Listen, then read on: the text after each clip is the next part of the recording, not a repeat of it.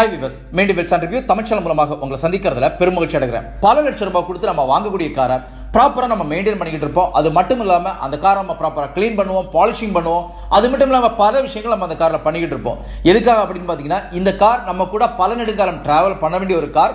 அது மட்டும் இல்லாமல் இந்த காரோட லைஃபை நம்ம ப்ராப்பராக பார்த்துக்கணும் அப்படிங்கிறதுக்காக ரொம்ப பாதுகாப்பாக, ரொம்ப கேராக நம்ம அந்த காரை நம்ம பார்த்துக்கிட்டு இருக்கோம். அப்படி இருக்கும்போதும் நம்ம அந்த வண்டியை ஓட்டும் போது நமக்கு தெரியாமல் நாம பண்ணக்கூடிய சின்ன சின்ன தவறுகளால அந்த காரோட லைஃப் குறைஞ்சிக்கிட்டு இருக்கு அப்படிங்கிறது நம்மள நிறைய பேருக்கு தெரியாது. ஸோ நாம இன்னைக்கு இந்த ரிவ்யூவில் நம்ம வண்டி ஓட்டும் போது நமக்கு தெரியாமல் செய்யக்கூடிய மிக முக்கியமான தவறுகள் என்ன அப்படிங்கிறத நம்ம டீட்டெயிலாக பார்க்க போகிறோம். ஸோ இந்த ரிவ்யூ எங்கேயுமே எனக்கு ஸ்கிப் பண்ணாம பாருங்க. இது ரொம்ப பயனுள்ள ஒரு ரிவ்யூ உங்களுக்கு அமையும் அப்படிங்கிறது எந்த ஒரு மாற்று கருத்தும் கிடையாது. இது வரைக்கும் நம்ம சேனலை சப்ஸ்கிரைப் பண்ணாதவங்க தயவு செய்து சப்ஸ்கிரைப் பண்ணிக்கோங்க. கார்கள் பற்றின செய்திகள், கார்கள் பற்றின நியூஸ், ரிவ்யூஸ், கம்பேரிசன்ஸ் எல்லாமே நம்ம ஒவ்வொரு நாளும் போஸ்ட் பண்ணிக்கிட்டு இருக்கோம். இது உங்களை வந்து அடையணும்னா நீங்க மறக்காம நம்ம சேனலை சப்ஸ்கிரைப் பண்ணிக்கோங்க. பல லட்சம் ரூபாய் கொடுத்து நம்ம வாங்கக்கூடிய ஒரு காரில் நம்ம காமனாக செய்யக்கூடிய ஒரு மிஸ்டேக் என்ன அப்படின்னு பார்த்தீங்கன்னா, நம்ம வண்டி ஓட்டும் போது ஒரு கையை நம்ம ஸ்டியரிங் வீல் வச்சிருப்போம், அடுத்த கையை நம்ம கியர் நாபில் வச்சிருப்போம். கியர் நாபில் நம்ம கையை வைக்கிறது மிகப்பெரிய ஒரு தவறு. நீங்கள் கியர் சேஞ்ச் பண்ணுறதுக்காக உங்கள் கியர் நாபில் கை வைக்கலாம். அதை கடந்து நீங்கள் வண்டி ஓட்டிட்டு இருக்கும்போது காமனாக நீங்கள் கையை கியர் நாபில் வச்சிருந்தீங்கன்னா இதனால் என்ன இம்பாக்ட் ஆகும் அப்படின்னு பார்க்கும்போது, கியர் நாபுங்கிறது ஷிஃப்டிங் வீலுக்கு மேலே தான் இந்த கியர் நாப் உட்காந்துக்கிட்டு இருக்கு. ஸோ நீங்கள் கியர் நாப் மேலே கை வைக்கும்போது ஆட்டோமேட்டிக் ஒரு ப்ரெஷர் கிரியேட் ஆகும். இந்த ப்ரெஷருங்கிறது ஷிஃப்டிங் வீலை இன்டிமேட் பண்ணிவிடும். இந்த ஷிஃப்டிங் ரீலுங்கிறது என்னோட இன்ஃபர்மேஷன் இமீடியட்டா ஷிஃப்டிங் ஃபோர்க்கு பாஸ் பண்ணும். ஸோ ஷிஃப்டிங் ஃபோர்க்கில் ஒரு இன்ஃபர்மேஷன் வந்த உடனேயே இந்த ஷிஃப்டிங் ஃபோர்க்குங்கிறது இந்த இன்ஃபர்மேஷனை டிரான்ஸ்மிஷனுக்கு பாஸ் பண்ணி விட்டுரும். ஸோ நீங்கள் கையை ஆட்டோமேட்டிக்காக கியர் நாபில் வச்சிருக்கும் போது இமீடியட்டாக ஒரு ப்ரெஷர் கிரியேட் ஆகுது. இந்த ப்ரெஷர் கிரியேட் ஆகிறதுனுடைய காரணமாக அங்கே ஃப்ரிக்ஷன் உருவாகிறதுக்கான வாய்ப்புகள் அதிகமாக இருக்குது. இதன் மூலமாக உங்கள் கியர் பாக்ஸோட லைஃப் குறையிறதுக்கு வாய்ப்புகள் அதிகமாக இருக்குது. ஸோ என்னுடைய தாழ்வான ஒரு பணிவான வேண்டுகோள், நீங்கள் எப்போவுமே வண்டி ஓட்டும் போது உங்களுடைய ரெண்டு கைகளுமே ஸ்டியரிங்கில் வச்சுக்கோங்க. இல்லை நான் லாங் ஜர்னி ட்ராவல் பண்ணுறேன், என்னால் ரெண்டு கையுமே ஸ்டியரிங்கில் வைக்க முடியாது, ரொம்ப கஷ்டமாக இருக்கும் அப்படின்னு சொல்கிறீங்கன்னா நீங்கள் உங்களுடைய ஆம்ரெஸ்ட்டில் வச்சுக்கலாம். இன்னொரு கேள்வி வரும், என்னுடைய வண்டியில் ஆம்ரெஸ்ட் இல்லை அப்படிங்கிறது. ஆம்ரெஸ்ட் இல்லைனாலும் பரவாயில்லை, இன்னைக்கு அமேசான், ஃப்ளிப்கார்ட் எல்லாமே அக்சசரிஸாக ஆம்ரெஸ்ட் நிறைய கிடைக்குது.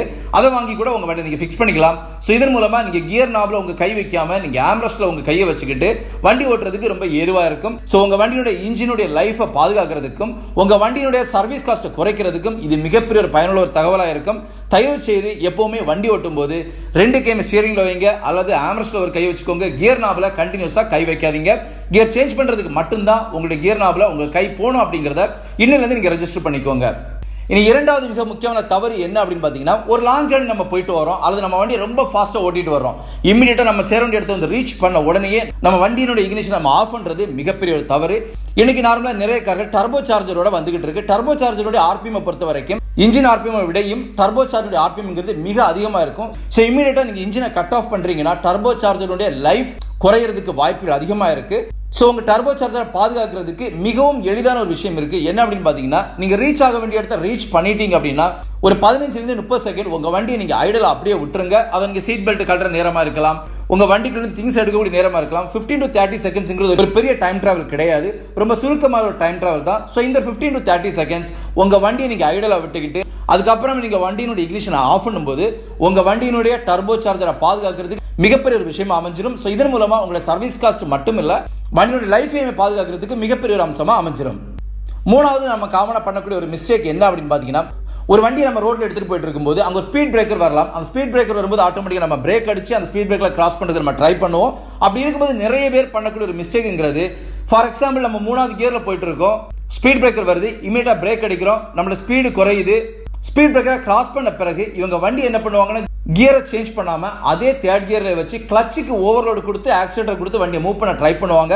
அப்படி நீங்கள் மூவ் பண்ண ட்ரை பண்ணுறீங்கன்னா கண்டிப்பாக இதனோட இம்பாக்ட்ங்கிறது பெரிய அளவு உங்கள் இன்ஜினை பாதிக்கும். ஸோ எப்போவுமே ஒரு ஸ்பீட் பிரேக்கர் அல்லது கட்டரில் உங்கள் வண்டி விழுகுது, உங்கள் வண்டியினுடைய ஸ்பீடு கம்மியாயிடுச்சுன்னா இம்மீடியட்டாக கியரை கம்மி பண்ணி, அதாவது ஃபர்ஸ்ட் கியர் அல்லது செகண்ட் கியருக்கு வந்து அதுக்கப்புறமா கிளச்சு கொடுத்து நீங்கள் வண்டியை மூவ் பண்ணுறது தான் ஒரு ஏதுவான விஷயமா இருக்கும். நம்ம வண்டியினுடைய கியர் பாக்ஸை பொறுத்த வரைக்கும் ஒரு பர்டிகுலர் கியருக்கு இந்த ஸ்பீடு அப்படிங்கிற ஒரு லிமிடேஷன் இருக்கும். அதை கடந்து 3வது கியரில் இருக்குது, ஆனால் ஸ்பீடுங்கிறது 0 கிலோமீட்டரில் இருக்குன்னா நீங்கள் தயவு செய்து கிளச் அதிகமாக கொடுத்து வண்டியோட ஆக்சிலேட்டர் கொடுத்து வண்டி எடுக்காதீங்க. அப்படி எடுக்கும்போது கிளச் பிளேட்டில் பாதிப்பு அதிகமாக இருக்கும். அது மட்டும் இல்லாமல் உங்கள் வண்டியினுடைய இன்ஜினுக்கு நீங்கள் அதிகமான லோடு கொடுக்குறீங்க, இதன் மூலமாக இன்ஜினுடைய லைஃப்ங்கிறது பெரிய அளவில் பாதிக்கும் அப்படிங்கிறதுல எந்த ஒரு மாற்று கருத்தும் கிடையாது. நாலாவது காமனாக நம்மள பல பேர் பண்ணக்கூடிய ஒரு மிஸ்டேக் இருக்கு. அதாவது பெரிய ஏற்றத்திலிருந்து நம்ம கீழே இறங்கும் போது நாம பண்ணக்கூடிய மிஸ்டேக்ஸ்ல மிக முக்கியமான மிஸ்டேக்ஸ் என்ன அப்படின்னு பார்த்தீங்கன்னா, நிறைய பேர் நியூட்ரல்ல வண்டியை டிராவல் பண்ணது பார்ப்பாங்க, இன்னும் நிறைய பேர் பிரேக் அப்ளை பண்ணி கீழே இறக்கிறது பார்ப்பாங்க. இதையும் கடந்து ஒரு சில பேர் நான் பெட்ரோலை பாதுகாக்க போறேன் அப்படிங்கிறதுக்காக வண்டியோட இக்னிஷனே ஆஃப் பண்ணி வரதுக்கான வாய்ப்புகளும் அதிகமா இருக்கு. இந்த 3 விஷயங்களுமே மிகவும் பெரிய ஒரு தவறு. நீங்க ஒரு ஏத்தத்துல இருந்து இறக்கத்தை பார்த்து வரும்போது நீங்க பிரேக் அப்ளை பண்ணிக்கிட்டே வரீங்கன்னா ஆட்டோமேட்டிக்கா உங்களுடைய பிரேக் பேடோட லைஃப் கம்மியாயிரும். இதை கடந்து நீங்க வண்டியினோட இக்னிஷனை நீங்க ஆஃப் பண்ண போறீங்க அப்படின்னா என்ன நடக்கும் அப்படிங்கிறத நான் தெளிவுபடுத்திக்கிறேன். ஒரு வண்டியினோட இக்னிஷன் ஆஃப் பண்ணும்போது வண்டி மூவ் ஆகும், ஆனா அதே நேரத்தில் உங்களோட ஸ்டியரிங் வீல் ஒர்க் ஆகாது. எதனால அப்படின்னு பார்த்தீங்கன்னா இன்னும் வரக்கூடிய மிக முக்கியமான பல கார்களுமே உங்களோட ஸ்டியரிங் வீல் பவர் ஸ்டியரிங்கை பொறுத்த வரைக்கும் வண்டியோட இக்னிஷன் கட் ஆஃப் ஆயிடுச்சுன்னா உங்களோட ஸ்டியரிங் வீல் ப்ராப்பரா ஒர்க் ஆகாது. அது மட்டும் இல்லாமல் சேஃப்டி ஆஸ்பெக்ட் இருக்கக்கூடிய anti lock braking system, electronic brake displacement, air bags இது எதுவுமே உங்களுக்கு ப்ராப்பராக ஒர்க் ஆகாது. இது எல்லாமே கடந்து உங்களால் பிரேக்கை கூட ப்ராப்பராக அப்ளை பண்ண முடியாது. முதல்ல ஒரு 3-4 வாட்டி உங்களோட பிரேக் அப்ளை ஆகுறது மாதிரி தெரியும், அதுக்கு அடுத்து உங்களோட பிரேக்கும் ப்ராப்பராக அப்ளை ஆகாது. அதனால மறந்து கூட நீங்கள் ஒரு ஏத்தத்துலேருந்து கீழே பார்த்து இறங்கும் போது உங்களுடைய வண்டியில் இக்னிஷன் ஆஃப் பண்ணாதீங்க. அப்படி இக்னிஷன் ஆஃப் பண்ணுறீங்கன்னா இது மிகப்பெரிய ஒரு ப்ராப்ளமாக உங்களுக்கு வந்து முடிஞ்சிடும். ஸோ நான் ஏத்தத்துலேருந்து கீழே இறங்கும் போது என்னுடைய வண்டியை நான் எப்படி பாதுகாக்கிறது, இல்லை நான் எப்படி அந்த வண்டியை ஓட்டுறது அப்படின்னு கேட்குறீங்கன்னா ரொம்ப சிம்பிள். ஃபர்ஸ்ட் கியர் அல்லது செகண்ட் கியரில் நீங்கள் வண்டியை மூவ் பண்ணும்போது ஸ்பீடை கண்ட்ரோல் பண்ணிக்கலாம். அப்படி ஸ்பீடை கண்ட்ரோல் பண்ணி நீங்கள் வண்டியை மூவ் பண்ணும்போது ஆட்டோமேட்டிக்காக பவர் ஸ்டியரிங் ஒர்க் ஆகும். அது மட்டும் இல்லாமல் எல்லா சேஃப்டி ஃபீச்சர்ஸுமே உங்கள் வண்டியில் ஒர்க் ஆகும் அப்படிங்கிறது கண்டிப்பாக ஒரு பாசிட்டிவான விஷயம். அடுத்து நாம எல்லாருமே செய்யக்கூடிய ஒரு மிக முக்கியமான ஒரு காமன் மிஸ்டேக் என்ன அப்படின்னு பார்த்தீங்கன்னா, நம்ம தாழ்வான பகுதியிலிருந்து ஒரு மேடான பகுதிக்கு நம்ம வண்டியை டிராவல் பண்ணி எடுத்துட்டு போயிட்டு இருக்கும்போது ஏதோ ஒரு அன்பார்ச்சுனேட் சிச்சுவேஷன் உங்க வண்டி இடையில பிரேக் போட வேண்டிய ஒரு சிச்சுவேஷன் வந்துருச்சு. அதாவது உங்க வண்டியோட ஸ்பீடு வந்து 0 km ஸ்பீடுக்கு வந்துருச்சு, இல்லை உங்களோட வண்டியோட இக்னிஷன் ஆஃப் ஆயிருச்சு. இந்த வண்டி எப்படி நான் அங்கிருந்து மூவ் பண்றது? நிறைய பேர் பண்ணக்கூடிய மிக முக்கியமான மிஸ்டேக் என்ன அப்படின்னு பார்க்கும்போது இமீடியட்டா கியரை சேஞ்ச் பண்ணுவாங்க, கிளச்சை ஃபுல்லா மிதிச்சு வச்சுக்கிட்டு ஆக்சிடென்ட் பயங்கரமா கொடுத்து அதில் ஒரு பெரிய ஒரு நெகட்டிவ் இம்பாக்டை கிரியேட் பண்ணுவாங்களே தவிர அந்த வண்டி வந்து ப்ராப்பரா மூவ் பண்றதுங்கிறது மிகப்பெரிய ஒரு கஷ்டமா பலருக்கும் இருக்கும். பெரிய அளவில் வண்டியை ஓட்டி எக்ஸ்பீரியன்ஸ் உள்ளவங்க ஈஸியா அந்த இடத்துல இருந்து வண்டி எடுத்துட்டு போயிருவாங்க. ஆனா நிறைய பேர் அட்லீஸ்ட் ஒரு 80% வண்டி ஓட்டக்கூடியவங்களுக்கு இந்த ஒரு இடம்ங்கிறது மிகப்பெரிய ஒரு தலைவலியை கொடுக்கக்கூடிய இடமா இருக்கும். சோ இப்படி ஒரு இடத்துல நீங்க மாட்டிக்கிட்டீங்கன்னா ரொம்ப சிம்பிள். அந்த இடத்துல நீங்க ரொம்ப கஷ்டப்பட வேண்டிய தேவை கிடையாது. இமீடியட்டா பிரேக்கை ஃபுல்லா அப்ளை பண்ணிக்கோங்க, உங்களோட ஹேண்ட் பிரேக்கை வந்து ஆன் பண்ணிக்கோங்க. அதை கடந்து நீங்க ஃபர்ஸ்ட் கியரை போடுங்க, அதுக்கப்புறமா கிளட்சை மெதுவா ரிலீஸ் பண்ணுங்க. நார்மலா நீங்க எப்படி ஆக்சிடென்ட் கொடுப்பீங்களோ அதே மாதிரி ஆக்சிடென்ட் ரிலீஸ் பண்ணுங்க. அதுக்கு அடுத்து உங்களுடைய ஹேண்ட் பிரேக்கை மெதுவா நீங்க லூஸ் பண்ணும்போது ஆட்டோமேட்டிக்கா உங்க வண்டி ஈஸியா மூவ் ஆகும். இது நம்ம சொல்லும்போது கொஞ்சம் கஷ்டமா இருந்தாலும் ஒரு 2-3 வாட்டி ஒரு நார்மலான ரோட்ல நீங்க இந்த விஷயத்தை பண்ணி பார்த்தீங்கன்னா ஆட்டோமேட்டிக்கா உங்களுக்கு 4வது வாட்டி ரொம்ப ஈஸியா இருக்கும். ரொம்ப சிம்பிள். அதாவது ஹேண்ட் பிரேக்கை ஃபுல்லா ஓபன் பண்ணிக்கோங்க, அதுக்கப்புறமா நீங்க கியர் போடுங்க, கிளட்ச் ரிலீஸ் பண்ணுங்க, ஆக்சிலேட்டர் கொடுங்க, மெதுவா உங்களுடைய ஹேண்ட் பிரேக்கை நீங்க ரிலீஸ் பண்ணுங்க. அப்படி இருக்கும்போது ரொம்ப ஈஸியா எந்த ஒரு தாழ்வான இடத்துல இருந்து ஒரு மேடான இடத்துக்கு உங்க வண்டியை நீங்க ரொம்ப ஈஸியா ரொம்ப ஏதுவா எடுத்துட்டு போக முடியும். ஸோ அப்படி எடுத்துகிட்டு போகும்போது உங்கள் வண்டியோட இன்ஜினுடைய கெப்பாசிட்டி ரொம்ப ஈஸியாக இருக்கும். இது இல்லாமல் நீங்கள் கிளச்சை ஓவராக மிதிச்சு ஆக்சிலேட்டர் கொடுக்கும்போது கிளச் பிளேட்டினுடைய லைஃப் போகிறதுக்கான வாய்ப்புகள் அதிகமாக இருக்குது. அது மட்டும் இல்லாமல் ஆக்சிலேட்டர் அதிகமாக கொடுக்கும்போது இன்ஜினுடைய லைஃப் குறையிறதுக்கான வாய்ப்புகளும் அதிகமாக இருக்குது. அடுத்து நம்ம ரொம்ப காமனா பண்ணக்கூடிய ஒரு மிஸ்டேக் என்ன அப்படின்னு பாத்தீங்கன்னா, ஒரு வண்டி நீங்க ஓட்டிட்டு இருக்கும்போது அது ஒரு லாங் ஜர்னி போறதுக்கு எந்த ஒரு ஜர்னியா இருக்கட்டும், எப்படி நீங்க வண்டி ஓட்டிட்டு இருந்தீங்கனாலும் அந்த கார்ல ஆக்சிலேட்டர்ங்கிறது உங்களுக்கு ஓகே, நீங்க வண்டி மூவ் பண்றதுக்கு வச்சிட்டு இருக்கலாம், நோ ப்ராப்ளம். ஆனா அதே நேரத்தில் வண்டி ஓட்டிட்டு இருக்கும்போது பல பேர் அவங்களுடைய காலை கிளச் பெடல்ல தொற்றும் தொடாமலும் அப்படியே வச்சுக்கிட்டு இருப்பாங்க. எதுக்காக அப்படின்னா, எப்போ நான் யூஸ் பண்ண போற இந்த கிளச் அப்படிங்கிற மென்டாலிட்டி அவங்களுக்குள்ள இருக்கும். அது மிகப்பெரிய ஒரு தவறு. நீங்க வண்டி டிராவல் இருக்கும்போது ஆக்சிலேட்டர் உங்க கால் இருக்கும்போது மறந்தும் உங்களுடைய கால் கிளச்ல இருக்கக்கூடாது. பக்கத்தில் ஃபுட் ரெஸ்ட்ல தான் இருக்கணும். அப்படி உங்க கார்ல ஃபுட் ரெஸ்ட் இல்ல அப்படின்னா ஃப்ளோர் மேட்ல உங்க காலை வச்சுக்கோங்க. அந்த ஒரு எக்ஸ்பீரியன்ஸ் இனிமே கெயின் பண்ணிக்கோங்க. நீங்க வண்டி ஓட்டிட்டு இருக்கும்போது கிளட்ச் பெடல்ல உங்களுடைய கால் பட்டும் படாமலும் இருந்தாலும் கூட ஒரு சின்ன ஒரு ஃப்ரிக்ஷன் கூட இமீடியட்டா கிளட்ச் பிளேட்டுக்கு அதோட சென்சாருக்கு போயிடும். இன்னைக்கு வந்துட்டு இருக்கக்கூடிய எல்லா கார்களுமே எலக்ட்ரானிக் சிஸ்டத்தில் ஆப்ரேட் பண்ணக்கூடிய ஒரு கார்கள்.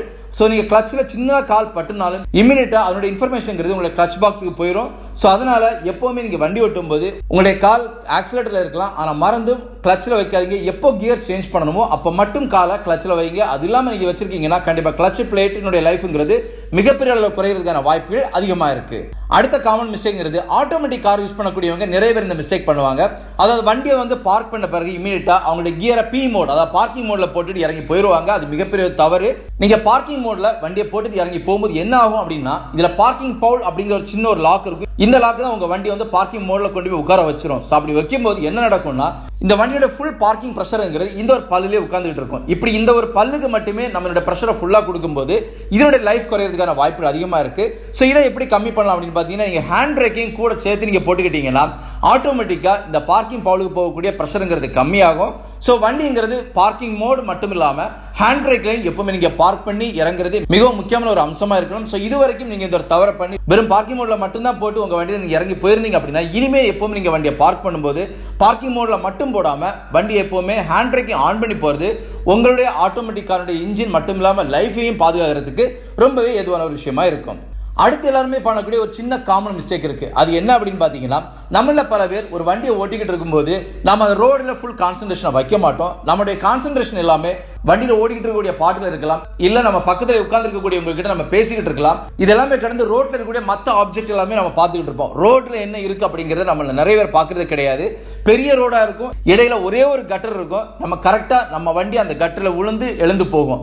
சோ அந்த மாதிரி நம்ம நிறைய பேர் அந்த மிஸ்டேக்ஸ் பண்ணுவோம். சோ அதனால எப்பவுமே நீங்க வண்டி ஓட்டும்போது உங்களுடைய கான்சென்ட்ரேஷன்ங்கிறது வெறுமனே ஃப்ரண்ட்ல போகக்கூடிய வண்டியில மட்டும் இல்லாம உங்க ரோட்ல என்ன இருக்கு அப்படிங்கறத நீங்க பார்த்து ஓட்டுறது உங்க வண்டிக்கு ரொம்ப ஏதுவான விஷயமா இருக்கும். ஏன்னா ஒரு வாட்டி நீங்க போற ஸ்பீட்ல நீங்க 60 கிலோமீட்டர் ஸ்பீட்ல போகலாம், இல்ல 80 கிலோமீட்டர் ஸ்பீட்ல போகலாம், இல்ல 40 கிலோமீட்டர் ஸ்பீட்ல கூட போகலாம். நீங்க போற ஸ்பீட்ல உங்க வண்டி ஒரு பள்ளத்துக்குள்ளாடி விழுந்து எழும்புது அப்படிங்கும்போது கண்டிப்பா அது சஸ்பென்ஷனுடைய லைஃப்ல பெரிய ஒரு இம்பாக்டை கொடுக்கும். ஸோ நீங்க பார்த்து ரொம்ப கவனமா ரோட்ல என்ன இருக்கு அப்படிங்கிறத தெரிஞ்சு நீங்க ஓட்டும் போது அந்த மாதிரி இடங்கள்ல இருந்து உங்களோட வண்டியை நீங்க பாதுகாக்கலாம். இல்ல வண்டியை மூவ் பண்ண முடியலன்னா அட்லீஸ்ட் பிரேக் அடிச்சு பொறுமையா அந்த பள்ளத்துல நீங்க வண்டியை விட்டு வெளியே எடுக்கலாம். அப்படி எடுக்கும்போது வண்டியோட சஸ்பென்ஷனை பாதுகாக்கிறதுக்கு மிகவும் ஏதுவான ஒரு விஷயமா அமைஞ்சிடும்.